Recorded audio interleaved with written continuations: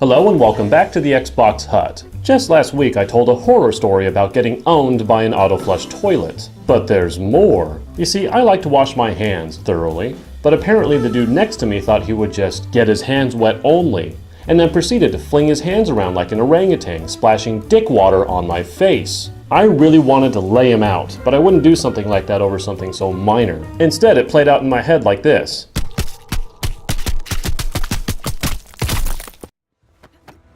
Mortal Kombat X is, as its name actually suggests, the 10th entry in the unwaveringly violent series of Mortal Kombat games. Of course, with the current generation of machines on hand, does Mortal Kombat X usher in a more current generation of Mortal Kombat? It's a fighting game, so sparing you the details, you punch, kick, and put together combos with special moves. In fact, there isn't anything particularly new about the gameplay. What it is then is polished to an utter shine that not only feels visceral, but plays visceral as well. Fighting is fast, frantic, and yet feels accessible. Even when I had no idea what I was doing, I still was having fun. It's a surprisingly steady learning curve despite what it looks like, and you'll find yourself adapting pretty quick and feeling pretty awesome when you pull off the X-ray moves. And boy, do X-ray moves feel as violently grotesque as ever. So much so that I admit it actually looked as cool as it felt to pull off. More cool stuff includes various interactivity with stage props. Furthermore, modifiers and towers and various other modes keep things from getting stale. Naturally, a hardcore fighting fan will want to avoid modifiers, but they do add that extra fun layer a lot like the items in Smash Bros. Last but not least, fatalities are very accessible since there's not only a fatality practice mode, but you can look up the inputs anytime. On the flip side though, brutalities can be a little harder to perform, so don't be ashamed if you struggle a little with those. However, wrapping up gameplay, it's a level of polish I can only suggest you try experiencing for yourself if you're into fighting games.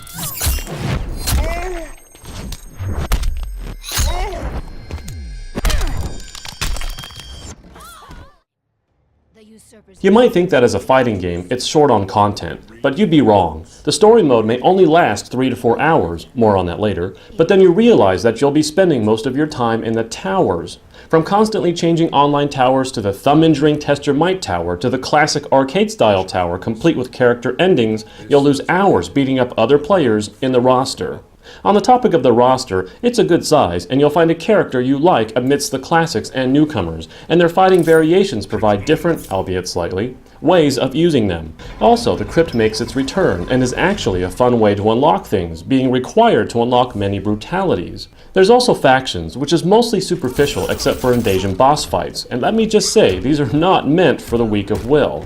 And I haven't even mentioned the online options.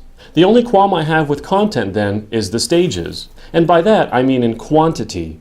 That's just not enough stages, and a red variation doesn't cure that. If you're worried about graphics, don't be. That's the easiest way I can say that. Though keep in mind cinematics are still pre-rendered in-engine, and it causes some stutter during QTE sequences due to the branching stream.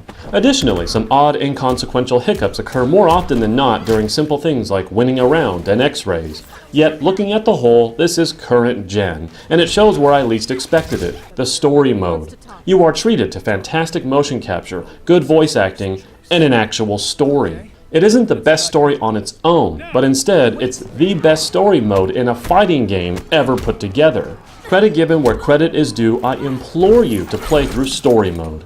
In keeping up with this current gen budget, audio is not lacking either, making bones break with stunning clarity. Yet you're still in for an occasional laugh at the cheesy humor. Wow, you're scary. You're wise to fear me. Oh, I'm talking to myself. There's no denying it may have taken a while to get here, but the polish is there, and it's exceedingly brutal and satisfying. Additionally, Mortal Kombat X takes it upon itself to usher in new characters while keeping the classic characters, well, classic. And in the end, even with its minor technical flaws and lack of stages, it is a shining, or shall I say bloody, example of the standards a current-gen fighting game of this sort needs to hold itself to in both depth and accessibility. I give Mortal Kombat X a 9 out of 10.